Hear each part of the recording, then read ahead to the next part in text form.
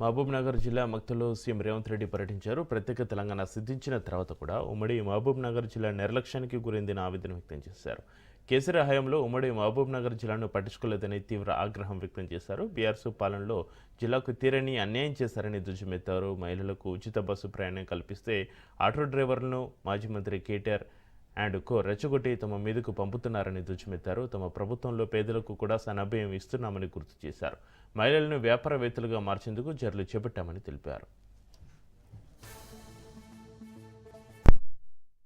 ఎంతమంది ఎవరికి లెక్క తెలియదు. గొర్రెకుంది, బర్రెకుంది, చేపలకు కూడా లెక్క ఉంది. కేసీఆర్ గొర్రెలు ఎన్నో కోట్లు ఉన్నాయని చెప్పిండు. చేప పిల్లలు ఎన్నో ఇడిసిన దాంట్లోకి లెక్కలు చెప్పిండు.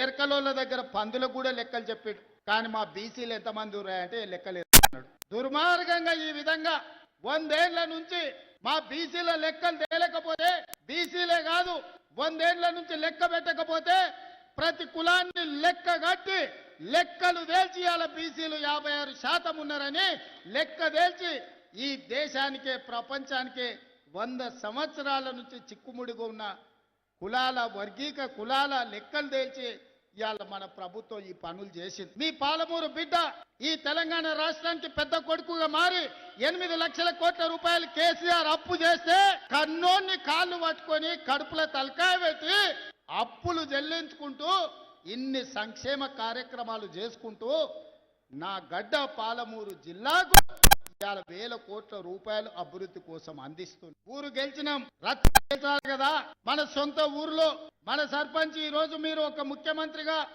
ఒక్క ఓటేస్తే ఈ రోజు మన సమస్యలు తీరినాయి. మరి మీరు గ్రామాలలో వేసే ఓటు ఆలోచన చేయండి. వాడు తాడు బొంగరం లేనోడైతే, వాడి ప్రభుత్వానికి కాళ్ళల్లో కట్టెబెట్టేటోడైతే, వాడు నల్లికుట్లోడై నల్లిలాక రోజు మనల్ని గుట్టుకుట్ట తిరిగితే మన గ్రామం అభివృద్ధి చెందుతుందా ఆలోచన చేయండి. మన గ్రామం అభివృద్ధి చెందాలంటే మిత్రుడు శ్రీహరి దగ్గరికి వెళ్ళి అన్నా నా ఊరికి రోడ్డు కావాలని అడిగేటోడు కావాలి.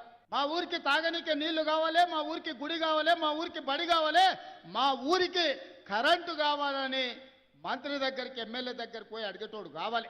మరి మీరు గట్లాంటోని ఎన్నుకుంటారా, వాళ్ళు కనిపించగానే కాళ్ళలో కట్టెబెట్టేటోని ఎన్నుకుంటారా? మీరు ఆలోచన చేయరు. మంచోడు సర్పంచ్ అయితే ఊరు బాగుపడుతుంది, ముంచటోడు సర్పంచ్ అయితే ఉన్నది కూడా గుంజుకుంటాడు.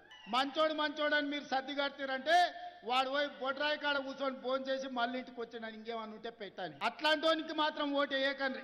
ఎవడైనా మన సమస్యలు తెలవాలి, మనతో ఉండాలి, మన సమస్యలు పరిష్కరించడానికి ప్రభుత్వంతో కలిసి పనిచేయాలి. అట్లాంటోనే రేపు జరగబోయే సర్పంచ్ ఎన్నికలలో ఎన్నుకోండి. ఇప్పుడు నిధులు వస్తాయి, గ్రామాలను అభివృద్ధి చేసుకుందాం, ఈ రాష్ట్రాన్ని అభివృద్ధి పదం వైపు నడిపించాలని రేపు 8-9 తారీఖుల్లో తెలంగాణ రైజింగ్ అని ఒక గ్లోబల్ సమ్మిట్ పెట్టి ప్రపంచంలో ఉండే పెద్ద పెద్ద బడా పారిశ్రామికవేత్తలను మేధావులను రప్పించి మా తెలంగాణ ఎంత గొప్పగా ఉన్నదో, మా నగరం ఎంత బ్రహ్మాండమైన నగరమో, మా పల్లెలు ఎంత ప్రశాంతమైన వాతావరణంలో ఉన్నాయో, వ్యవసాయ రంగంలో పెట్టుబడులు పెట్టండి, పరిశ్రమల రంగంలో పెట్టుబడులు పెట్టండి, సేవా రంగంలో పెట్టుబడులు పెట్టండి.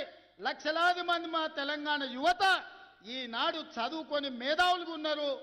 మేము మా మేధా సంపత్తితోని మీ పరిశ్రమలను పెంచుతాం, మీ ఉత్పత్తులను పెంచుతాం, మీ ఆదాయాన్ని పెంచుతాం, మీ పరిశ్రమలను లాభాలలో నడుపుతామని చెప్పి 8-9 తారీఖు నాడు మనం ఒక పెద్ద గ్లోబల్ సమ్మిట్ను ఈరోజు మనం పెట్టుకుంటాం.